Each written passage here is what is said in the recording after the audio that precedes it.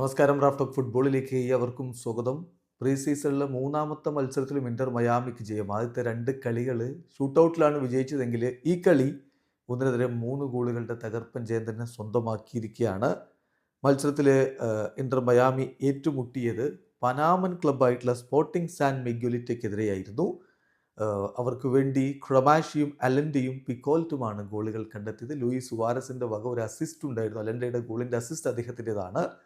Messi പതിവ് പോലെ വളരെ മികച്ച രൂപത്തിലുള്ള പ്രകടനങ്ങൾ നടത്തി. അദ്ദേഹത്തിൻ്റെ മനോഹരമായൊരു നീക്കത്തിൽ നിന്നാണ് ക്രമാഷിയുടെ ഗോളിലേക്കുള്ള വഴി തുറന്നത് എന്നുള്ളതാണ് യാഥാർത്ഥ്യം. ഏതായാലും ആ ഗോളിൻ്റെ അസിസ്റ്റ് പക്ഷേ മെസ്സിക്കല്ല, വിഗന്റാണ് ആ ഒരു അസിസ്റ്റ് നൽകുന്നത്. പക്ഷേ വിഗന്റിലേക്ക് പന്തെത്തിക്കാൻ മെസ്സി നടത്തിയത് മികച്ച നീക്കമായിരുന്നു. സോ 3-1 വിജയമാണ് ഇവിടെ സ്വന്തമാക്കിയിരിക്കുന്നത്.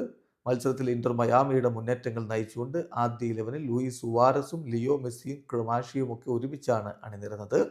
കളിയുടെ 24-ാമത്തെ മിനിറ്റിൽ ഹെൻഡ്രിക്സ് ഐറസയിലൂടെ സ്പോർട്ടിംഗ് ആണ് ആദ്യം ലീഡ് എടുക്കുന്നത്. പക്ഷേ മയാമി പിന്നീട് തിരിച്ചടിക്കുന്നു. കളിയുടെ ആദ്യ പകുതി അവസാനിക്കുന്നതിന് തൊട്ടു മുമ്പ് ക്രൊമാഷിയിലൂടെ ഇന്റർ മയാമി ഒപ്പം പിടിക്കുന്നു. രണ്ടാം പകുതിയിലാണ് ലൂയിസ് സുവാരസിൻ്റെ അസിസ്റ്റിൽ നിന്ന് അലൻ്റെ തുടക്കത്തിൽ തന്നെ മയാമിക്ക് ലീഡ് നേടിക്കൊടുക്കുന്നത്. ഒടുവിൽ 64-ാമത്തെ മിനിറ്റിൽ പിക്കോൾട്ടിൻ്റെ ഗോൾ കൂടി വന്നപ്പോൾ 1-3 ഗോളുകളുടെ തകർപ്പൻ വിജയത്തിലേക്ക് തന്നെ ഇന്റർ മയാമി കടന്നുപോയി.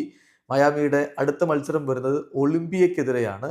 ഫെബ്രുവരി 9 പുലർച്ചെ ഇന്ത്യൻ സമയം 6:30 ആ മത്സരം. വീഡിയോ അവസാനിക്കുന്നു. ഫുട്ബോൾ ലോകത്തെ കൂടുതൽ വിശേഷങ്ങളുമായി റാഫ് ടോക്സ് എത്താം.